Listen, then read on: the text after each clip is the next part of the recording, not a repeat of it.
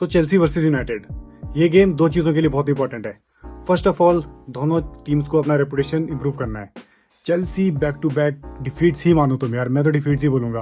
वो बीच में एक एफ ए कप की विन थी, लेकिन उसको मैं काउंट तो बिल्कुल नहीं करता। वो भी चाह रहे हैं कि अपना रिकॉर्ड सुधरे, एंड भाई यूनाइटेड वाले भी वाइट कॉलर्स की कैटेगरी में आना चाहते हैं। दो गेम्स में बैक टू बैक उन्होंने पॉइंट्स ड्रॉप करे हैं वहाँ पे। एंड ये वो टाइम है ना सीजन का, दिस इज़ द टाइम जब प्रेशर आता है, प्रेशर बिल्डअप होता है। आर्सेनल क्यों पॉइंट ड्रॉप कर रही है? सडनली प्रीमियर लीग का टेबल अलाइव हो गया है, क्यों भाई? दिस इज द टाइम यार, ये वो टाइम है। 6th प्लेस पे बैठी है Chelsea with 48 points, and 5th पे है लिवरपूल विद 52 पॉइंट्स। सो ये जो 4 पॉइंट्स का गैप है ना, ये यहीं से धीरे धीरे कवर अप होगा अगर यूसीएल खेलना है चेल्सी ने। तो टॉप 5 पॉसिबल तो है, लेकिन चेल्सी की फॉर्म, भाई उनकी फॉर्म पिछली 5 गेम्स में उनकी सिर्फ एक विन है, वो भी एफ ए कप की विन थी जिसमें उन्होंने 6-7 गोल पेल दिए थे। एंड प्रीमियर लीग में तो आई थिंक 5 मार्च के बाद चेल्सी जीती नहीं है। सो इमेजिन कितनी इंटेंसिटी के साथ चेल्सी इस गेम में आने वाली है। एंड होम गेम है चेल्सी की यार, होम एडवांटेज तो है चेल्सी के लिए, लेकिन चेल्सी के रिकॉर्ड्स देख के ना मुझे लगता है कि होम एडवांटेज भी कोई हेल्पफुल होने वाला है चेल्सी के लिए। सो ये तो थी इनकन्सिस्टेंसी की बात। अब उनकी बात मैं करता हूँ कि ओवर रिलायंस जो वो कर रहे हैं अपने इंडिविजुअल प्लेयर्स पे। अगर जाओ पेड्रो आगे जाके आपके परफॉर्मेंस नहीं दे रहा ना, सो चेल्सी खत्म है। एंजो वहाँ पे है नहीं, Cole Palmer out of form है। So a lot is dependent upon Gusto, Cucurella, वो बंदे आगे आएंगे जो कि रोजनियर की फॉर्मेशन भी रहती है, और रोजनियर ओवरलोड करता है आपका, एक साइड क्राउडेड कर देता है वो। अगर फ्लैंक्स पे तुम्हारा बिल्डअप हो रहा है चेल्सी का, सो ज़्यादा प्लेयर्स फ्लैंक्स पे आएंगे। वहाँ से अगर डिलीवरीज आ गई, पेड्रो नेटो ने क्रिएट करके दे दिया, कुकुरिया ने क्रिएट करके दे दिया, भाई तब ही कुछ होने वाला है, उसके अलावा कुछ नहीं। सेंट्रल पेनिट्रेशन तो खत्म ही हो गई चेल्सी की जब से कोल पाल्मर थोड़ा आउट ऑफ टच गया है ना इस साल, स्पेशली इस साल, पिछले 2-3 महीने की अगर मैं बात करूँ। सडनली जॉ पेड्रो का राइज इसीलिए हुआ है क्योंकि वो क्रिएटिविटीज आपके वाइड एरिया से आनी स्टार्ट हुई है। एंड डिफेंसिवली भी चेल्सी उतनी बुरी नहीं है, चेल्सी उतनी बुरी नहीं है।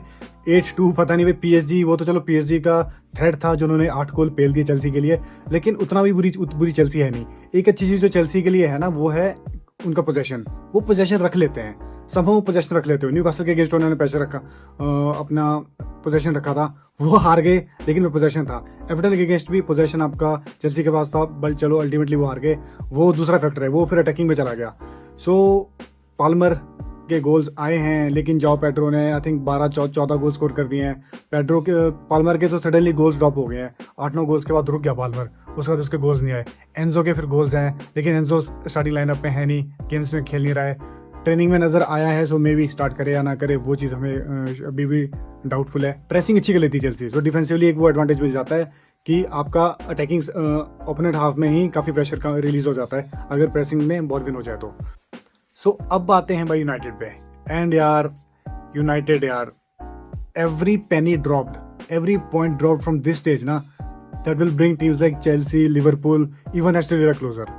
यार टॉप 2 के चांसेस बन रहे थे यूनाइटेड के, सीरियसली बन रहे थे। बॉर्नमाउथ की गेम से पहले यूनाइटेड, मैं, तुम मुझे कुछ भी बोलो, लेकिन यूनाइटेड ना अभी जो स्टेज चल रही है ना, आर्सेनल जो पॉइंट ड्रॉप कर रही है, आर्सेनल बॉटल कर रही है, और 9 पॉइंट्स का गैप था सिटी के साथ, घट के 6 का हो गया है। एंड अगर सिटी अगला गेम जीतती है, गेम्स इक्वल होती है, फिर पॉइंट ड्रॉप आपका गैप 3 का रह जाएगा। सो देख रहे हो, और सिटी आर्सेनल की गेम है, मान लो सिटी जीत गई भाई, फिर तो क्लोज ही हो गया सब कुछ। सो ये सिनेरियो यूनाइटेड का भी हो सकता था भाई, यू विल बी सरप्राइज, लेकिन ये सिनेरियो हो सकता है यूनाइटेड का। एंड जो पिछली 4 गेम्स अगर यूनाइटेड की तुम देखोगे ना उठा के, यूनाइटेड ने पिछली 4 गेम्स में 7 पॉइंट्स ड्रॉप किए हैं भाई, 7 पॉइंट्स भाई, 7 पॉइंट्स ड्रॉप किए उन्होंने पिछली 4 गेम्स में। बार बार सुनो भाई, ये 7 पॉइंट्स अगर ऐड हो जाते हैं ना, तो यूनाइटेड के पॉइंट्स अभी होते करंटली 62, और सिटी के कितने 64। सो कहाँ होते हैं, बट कहाँ होती भाई यूनाइटेड, कहाँ होती, जस्ट इमेजिन। एंड यही वो इश्यूज है ना जो अभी रिसेंटली फेस करना पड़ रहा है यूनाइटेड को। 2 गेम्स में बैक टू बैक उन्होंने पॉइंट ड्रॉप करे हैं, बॉर्नमाउथ से उन्होंने ड्रॉ खेल दिया, लीड्स ने तो ह्यूमिलेट ही कर दिया भाई वहाँ पे। सो कंसर्निंग है। 3 इश्यूज पे मैं बात करूंगा जो यूनाइटेड के है। एक तो midfield control as it is जो है यूनाइटेड का। What is Carrick ball?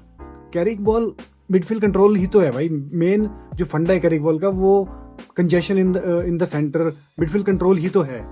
And उसी में यूनाइटेड कुछ कर नहीं रही है। चलो कंट्रोल की बात तो मैं बाद में करूंगा, लेकिन जो बेसिक इससे इश्यूज होते हैं ना, वो है भाई पासिंग तुम्हारी। एंड यूनाइटेड की पासिंग जो इतनी घटिया हो रही है ना, ओए होए होए, क्या ही पासिंग कर रही है भाई यूनाइटेड वाले। एंड इसमें तुम्हारे हर बंदा इन्वॉल्व है। चलो ब्रूनो अभी जो मोरिम के अंडर रोल था उससे थोड़ा आगे निकल गया है, सो ब्रूनो की थोड़ी सी पासिंग इंप्रूव हो गई है। वो एरर्स ब्रूनो की तरफ से नहीं आ रहे।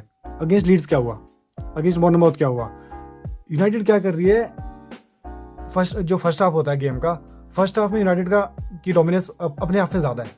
मतलब यूनाइटेड पुश नहीं कर रही, यूनाइटेड को पुश करना पड़ेगा। एंड ये चीज़ मिडफील्ड से शुरू होती है, आपके डबल पीवट से ये चीज़ शुरू होगी, कैसे कहीं ना कहीं आगे जाने की कोशिश करता है।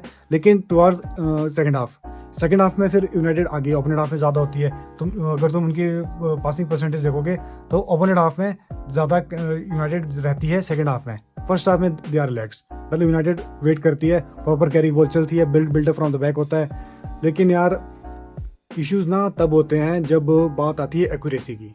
पासिंग एक्यूरेसी की अगर तुम बात करोगे ना, so that is very poor man, that is very poor. अपने हाफ में यूनाइटेड की पासिंग एक्यूरेसी अच्छी है, समहाउ अच्छी है, 90% के अराउंड वो पासिंग एक्यूरेसी है यूनाइटेड की। लेकिन as soon as game shift होती है कि तुम्हारी ओपोनेंट हाफ में जाती है ना, भाई मैं ओपोनेंट हाफ की बात कर रहा हूँ, मैं अभी अटैकिंग थर्ड की बात नहीं कर रहा।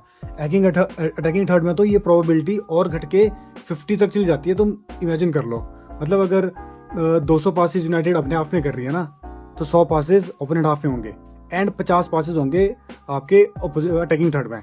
चलो ठीक है, रेशो ठीक चलते है, ऐसी चलती है, कोई ऐसी टीम नहीं होगी जो ओपोनेंट हाफ में डोमिनेट करेगी। लेकिन एक्यूरेसी, भाई एक्यूरेसी की बात हो रही है यहाँ पे। 90% एक्यूरेसी यूनाइटेड की अपने हाफ में एंड अराउंड 60%, सिर्फ 60% एक्यूरेसी उनकी पासिंग एक्यूरेसी ऑपोजिशन हाफ में। वर्सेस लीड्स भी यही हुआ, और वर्सेस बॉर्नमाउथ ये चीज़ हो रही थी, बार बार ये चीज़ हो रही यूनाइटेड की, इतने घटिया पासेस। एंड जो बंदे परफॉर्म भी कर रहे हैं ना, कैसे मेरे परफॉर्म कर रहा है, चलो ठीक है कर रहा है, पासिंग के मामले में ना कैसे भी इन्वॉल्व है इन चीज़ों में, मिसप्लेस पासेस कैसे से भी हो रहे हैं।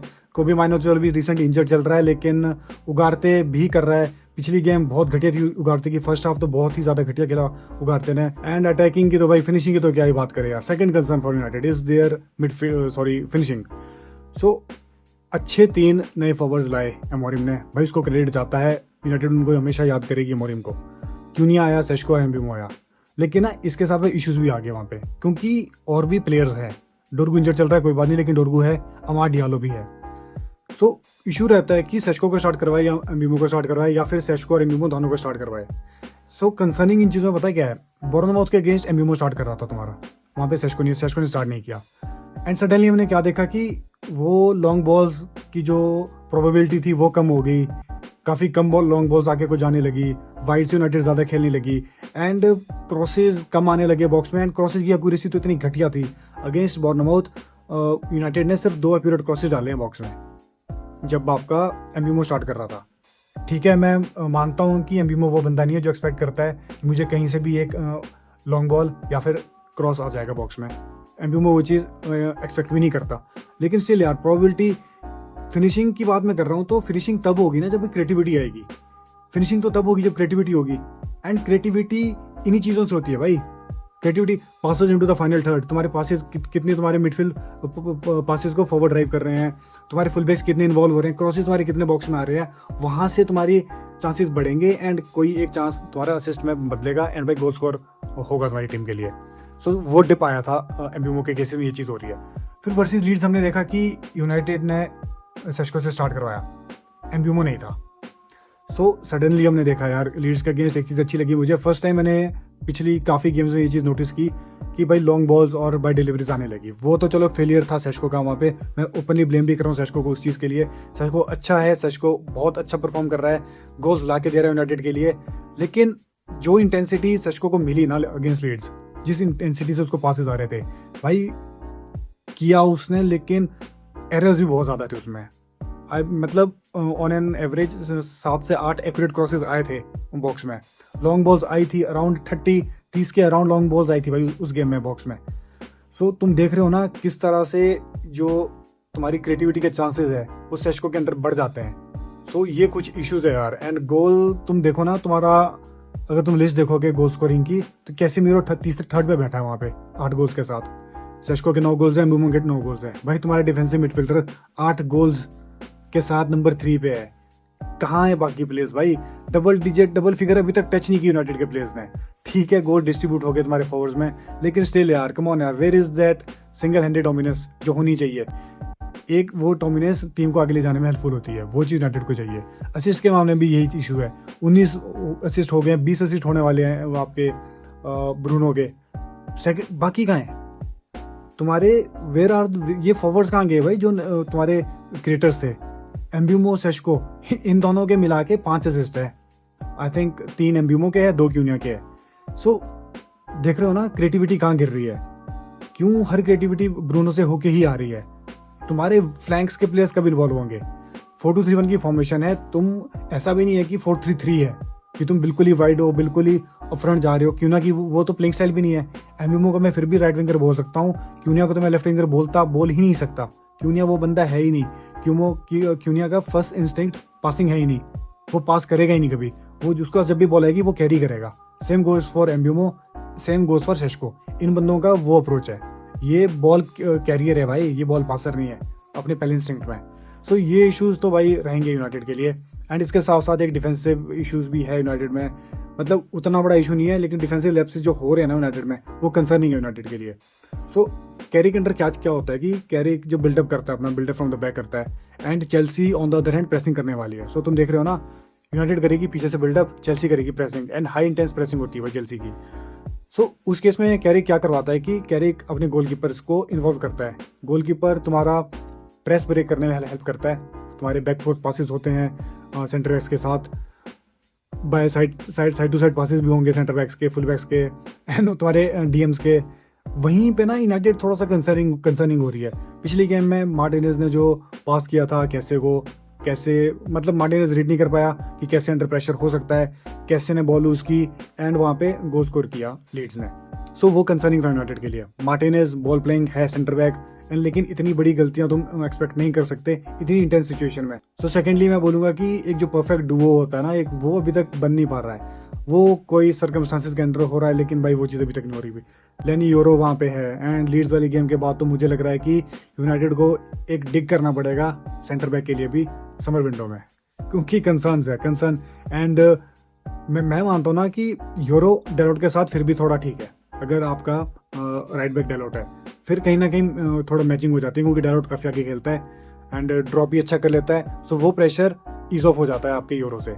लेकिन मजरोई के साथ तो भाई, मजरोई तो प्रॉपर ही तुम्हारा, मजरोई तो विंग बैक ही है भाई, वो फुल बैक तो है ही नहीं।